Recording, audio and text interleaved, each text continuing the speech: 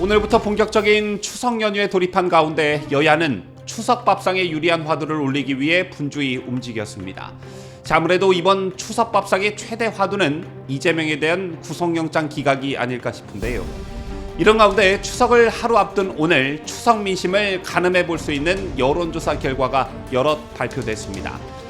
국민의힘으로선 뼈아픈 결과들이 여럿 있었는데 잠시 후 오늘 나온 여론조사 결과를 보도해드리고 이에 대한 대책은 없는지 여러분과 함께 생각해보는 시간을 갖도록 하겠습니다.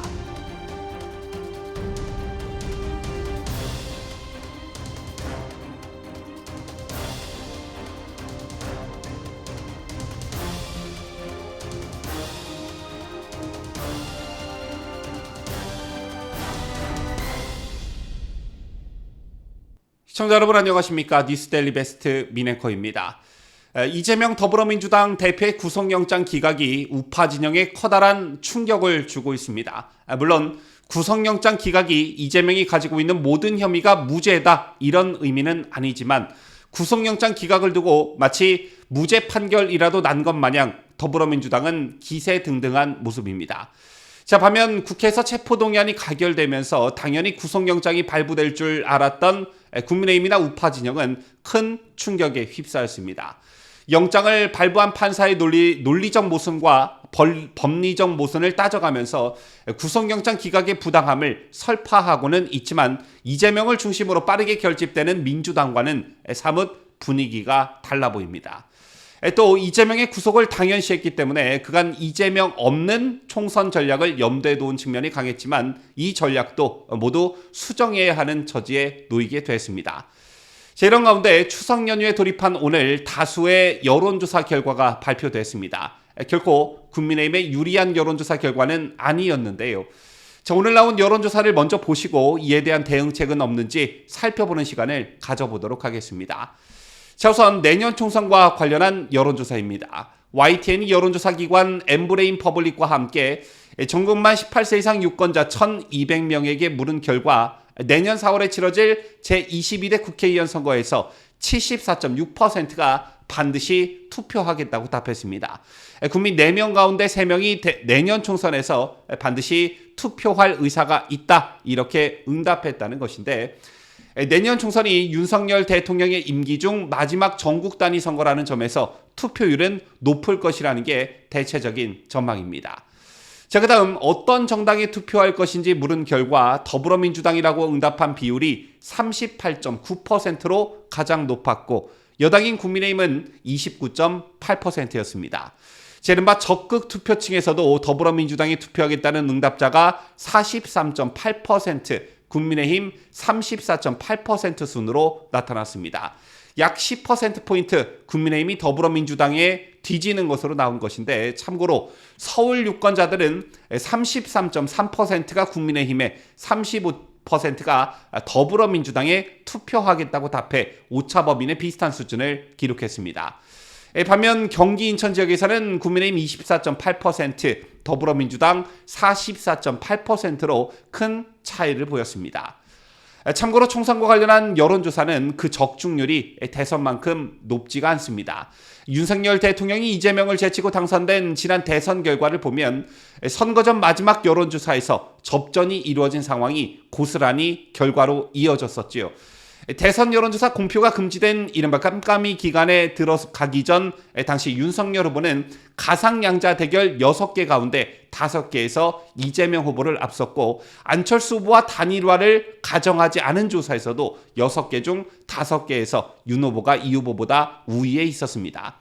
하지만 총선의 경우 각 지역구별 여론조사가 아닌 다음에야 전체 민심으로 총선을 가늠하기란 거의 불가능에 가깝습니다. 지역별로 정치색이라는 게 분명히 존재하고 각 지역에 출마한 후보들의 어떤 인지도나 경쟁력 등이 각각 존재하기 때문입니다.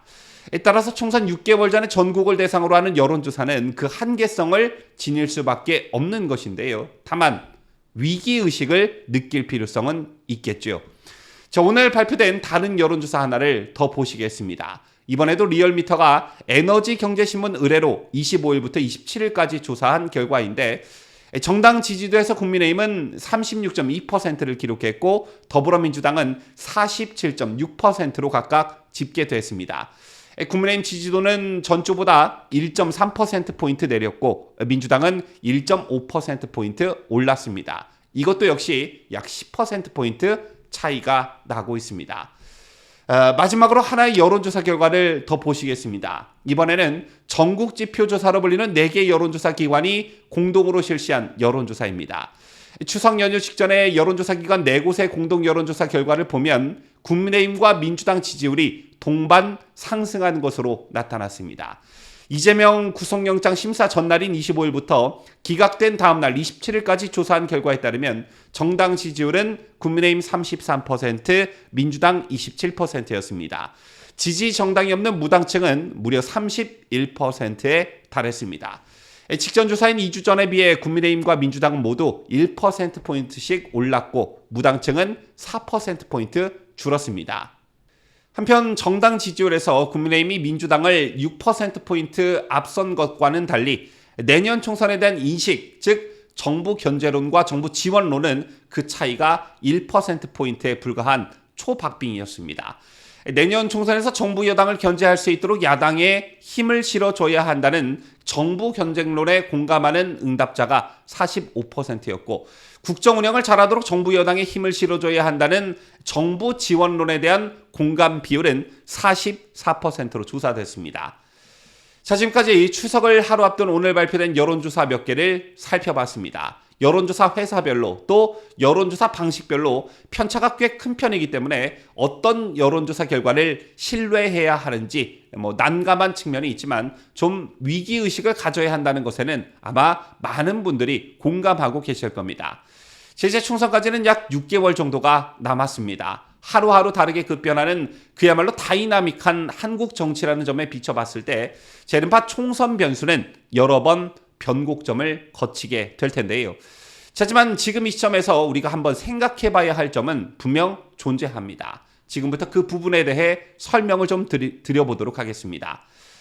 윤석열 대통령이 취임하고 지금까지 이재명과 관련한 사법 리스크 이슈는 거의 모든 다른 이슈들을 잠식해왔습니다. 이재명 사법 리스크가 블랙홀이 돼서 다른 이슈들이 가려진 측면이 많습니다. 자, 이걸 두고 민주당 쪽에서는 뭐라고 하느냐? 윤석열 정부의 실정을 가리기 위해 이재명을 제물 삼아 검찰을 총동원해 탈탈탈 털고 있다, 이렇게 말을 합니다. 하지만 실상은 정말 그럴까요? 저는 그 반대라고 생각합니다. 윤석열 정부의 과감한 개혁 행보, 문재인 정권의 비정상을 정상으로 돌려놓기 위한 그 모든 비정상의 정상화 작업들의 노력들이 이재명 사법 리스크에 가려져서 빛을 보지 못하고 있다, 이렇게 생각합니다. 멀리 갈 것도 없이 얼마 전 윤석열 대통령의 뉴욕 순방은 국민들께 감동을 주기 충분했습니다. 부산 엑스포 유치를 위해 41개국과 양자회담을 진행했었지요. 자, 물론 대통령으로서 당연히 해야 할 일을 한 것이 아니냐라고 반문하시는 분들 계실 테지만 그 정도를 벗어나는 매우 열정적인 외교 활동이었습니다. 또한 며칠 전 한덕수 국무총리가 시진핑 중국 공산당 주석과의 회담을 가진 장면을 가만히 지켜보시면 중국이 우리나라를 대하는 모습이 사뭇 달라졌다는 것을 금방 눈치챌 수 있었습니다. 그런데 이 모든 게 이재명의 체포동의안이 가결되네 만에, 이재명의 구속영장이 발부되네 만에 개딸들이 무슨 행동을 했는데 이재명 단식이 어쩌고 저쩌고 이런 뉴스들에 전부 다 가려져 버렸습니다. 너무나 이런 분위기가 고착되는 것 같고 주요 언론도 너무 이재명 이슈에 매몰되어 있는 것 같아서 윤석열 대통령 뉴욕 순방 소식과 한덕수 총리의 중국 방문 소식을 저희가 따로 영상을 만들기도 했었는데 역시 역부족이었습니다. 이런 맥락에서 앞으로도 계속 이런 현상을 방치해야 되나라는 점을 한 번쯤 깊이 고민해봐야 한다라고 생각합니다. 이재명이 사법 리스크가 온 세상을 뒤덮은 지 벌써 1년 반이 훌쩍 넘었습니다. 이제 거의 모든 국민이 대장동에서 이재명이 무슨 짓을 했고 백현동에서는 또 무슨 짓을 했으며 쌍방울과는 어떤 음모를 꾸몄고 김문기를 몰랐다고 한 이재명의 거짓말이 왜 문제가 되고 있는지 너무나 잘 알고 계십니다. 이 말인즉슨 이재명에 대한 평가는 그게 진영 논리에 따라 긍정이 되었던 부정이 되었던 상당 부분 평가가 끝났다는 얘기입니다. 그런데 이재명의 사법 리스크가 불거지고 지금까지 몇 번의 고비를 넘기면서 민주당을 비롯한 좌파들은 이재명을 필두로 강하게 결집하는 반면 이재명 이슈에 질질질 끌려가야만 했던 국민의힘과 우파층들은 이래저래 손해가 막심했습니다. 왜 우리가 이런 말을 하곤 하죠? 악플보다 무플이 더 무섭다. 윤석열 대통령과 국민의힘은 국민들의 관심에서 멀어진 측면이 강했고 이재명과 민주당은 그게 포지티브가 됐던 네거티브가 됐던 화려하게 언론을 장식하면서 국민들의 관심을 끌었습니다. 이런 상황이 지속되면서 이재명의 전략대로 그의 지지층들은 똘똘 뭉치는 효과를 가져오게 된 것입니다. 그렇다면 앞으로 어떻게 해야 할까요?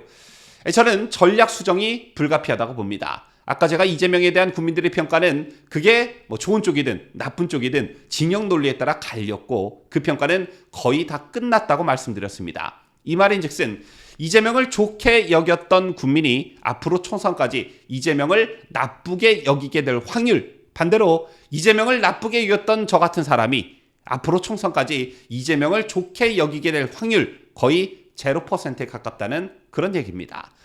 다만 중도층에는 변수가 좀 있겠지요. 그리고 이젠 추석 연휴가 끝나고부터는 이재명에 대한 본격적인 사법 리스크, 재판 국면에 돌입하게 됩니다. 기존에 받고 있던 재판도 있었고 백현동과 쌍방울과 관련해선 검찰이 영장 재청구보다 불구속 기소 방침에 힘을 싣고 있는 만큼 이제 이재명은 본격적으로 사법 시스템의 도마 위에 올려지게 됩니다. 그 과정에서 총선 때까지 1심 판결이 나오면 좋겠지만 이재명이 지금까지 해왔던 것을 보면 재판 지연 전략을 구사할 것이고 이에 따라 1심 재판 결과가 나오기는 좀 힘들어 보입니다. 하지만 재판 과정은 비교적 상세히 언론을 통해 국민들께 알려질 것이고 여기서 또 한 번 이재명은 치명타를 받게 될 확률이 높습니다. 검찰 진술과 법정 진술은 분명 다르고 검찰도 조직에 명운이 걸린 만큼 철저한 준비를 할 것입니다. 따라서 지금은 잠시 구속영장 기각이라는 국면에서 이재명과 민주당이 기세등등해진 측면이 있지만 이제 곧 재판 국면으로 들어가면 상황은 좀 달라진다는 얘기입니다. 일주일에 많게는 3, 4일씩이나 재판에 출석해야 하는데 이걸 과연 이재명이 감당할 수 있을까요? 따라서 이재명은 사법 시스템의 도마 위에 올려두고 윤석열 대통령과 국민의힘 그리고 우리 우파 진영들은 이재명 이슈에 한 발짝 좀 물러난 상태에서 총선의 모든 힘을 쏟아부어야 합니다. 일단 보수 대통합이라는 깃발 아래 단단하게 결집하는 것은 기본이겠고요. 잘한 것이 있으면 적극 홍보하고 잘못된 것이 있으면 적극적으로 바로잡고 무엇보다 이재명 한 명 방탄하는 데 온 당력을 집중하고 있는 더불어민주당과는 결이 다르다는 어떤 차별성을 집중적으로 부각해야 합니다. 따라서 추석이 끝나고부터는 전략 수정이 불가피하다 이런 점을 여러분들께 강조드립니다.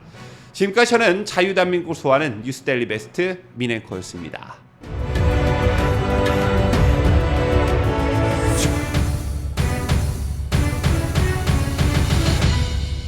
함께해요. 뉴스데일리 베스트.